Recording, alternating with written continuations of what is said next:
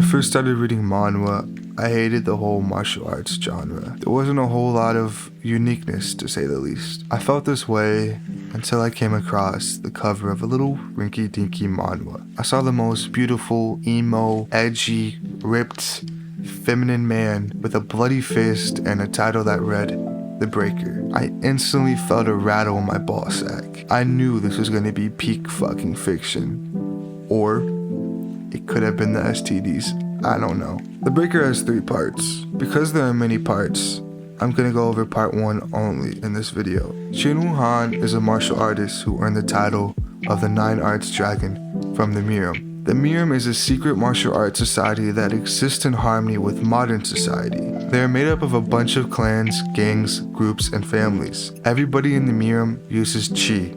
It's essentially like hockey from One Piece or chakra from Naruto. Certain clans and groups are proficient at certain arts using chi. Basically, if I could use a real world comparison, it would basically be like martial arts. Like there's karate, there's kickboxing, there's boxing, there's Muay Thai, there's jiu-jitsu.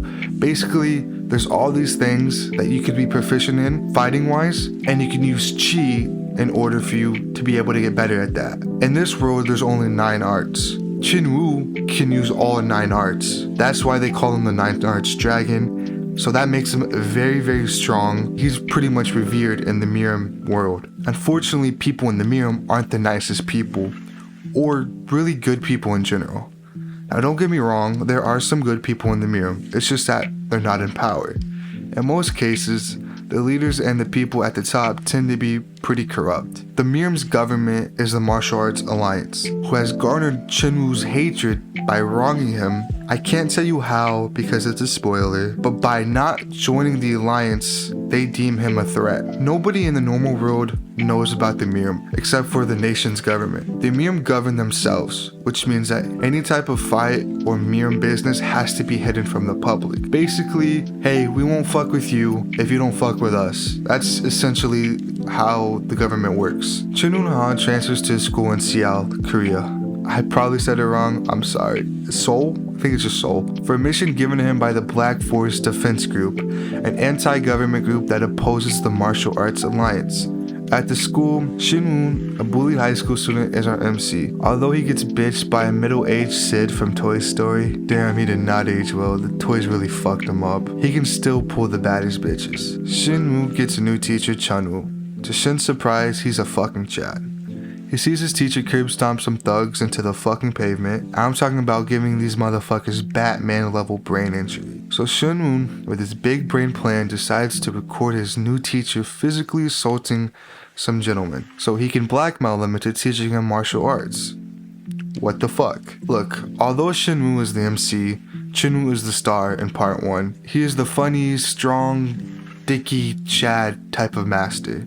He's just cool. As the story goes on, in the later parts, Shin ends up getting more of the limelight and starts to develop as a character. There are 72 chapters in part 1 and even more in part 2 and 3. Early on, the MC is a cookie cutter basic MC, I'm not gonna sugarcoat it. Him being so weak makes others take advantage of him. Seeing that from the reader's POV, you can't help but dislike Shin-woo. But that's the appeal. I hated Shin-woo in the early chapters. He felt unreal, but when you finally see him fighting back, getting better and improving, it's a great feeling. When he's constantly breaking people's expectations, it feels good to see. When it comes to these important clan leaders, or just strong people in general in this world, they always have a story coming up.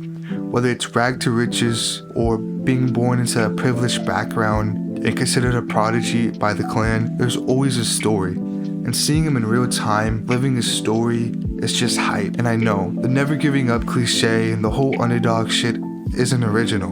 I'm not saying that it is, but it's done in a way that isn't corny.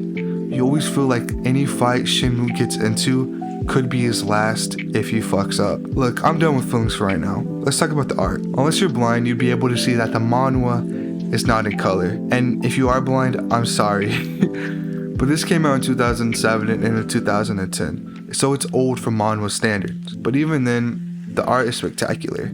You don't need to be an artist to tell the line work is spectacular. The authors being able to detail the face with the least amount of lines is pretty fucking cool. It gives that manga style but keeps the manhwa energy. It gets better and better the more chapters you read. The first few chapters were kind of rough art style wise.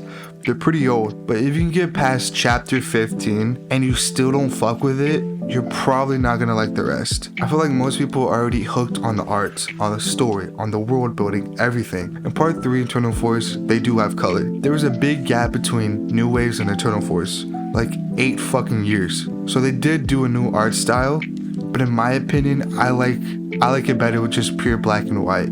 It feels like it's more detailed in black and white. If you have more color, I feel like it gives you so much more shit to be focused on visually wise. So it's more of a preference rather than a fact. But I will admit, in Eternal Force, there is panels that look fucking crazy good. It's all good, but just those special panels where Shinwoo is being Shinwoo just honestly hits really hard. This is a good read. Maybe I'm glazing too much, I probably am. Like I said in the beginning, I'm fucking biased. When I first picked up this story, I had no expectations. When I found this series, it had to have been 4 to 5 years ago, and honestly, I'm glad I did. The story hits so much harder than it needed to. This is probably my peak when it comes to martial arts. Any martial arts manhwa, manga, anime, show, doesn't matter, I always compare it to The Breaker. I know they're starting to adapt manhwa into anime, but most likely, we'll never see an anime from The Breaker if I'm being realistic, which is fine, because I think this is only something that can shine through in comic form. While making this video, I recently caught up to current date, and wow, I'm not gonna lie, at first I wasn't feeling the manhwa, but in the time where I caught up, I couldn't help but start liking it more and more. I just honestly wanted to make this video because I see nobody talk about this. From around 2011 to 2013 or 14, it was pretty big. The problem was that since there was such a big gap between New Waves and Eternal Force, so much newer shit started coming out and doing good, The Breaker just slowly lost its relevance. It also didn't help that the author started working on other shit, so people didn't know if the series gonna come back or not, which I was one of those people that was patiently waiting, and it finally did, and honestly, it's fucking beautiful. Unfortunately, for that reason, it's not in anybody's top 10, 20, 40, 50. A lot of people don't know about this, which sucks because I feel like it deserves a level of respect it's just not getting. Even if it isn't anything groundbreaking story-wise, world-wise, plot-wise, I'm not gonna say art-wise because it's fucking beautiful. I feel like it deserves more than what it's getting. And please, even if it didn't do it justice in this video, which I probably didn't, at least give it a chance, because I can guarantee you won't regret it. Thank you for watching this video. Subscribe if you want to.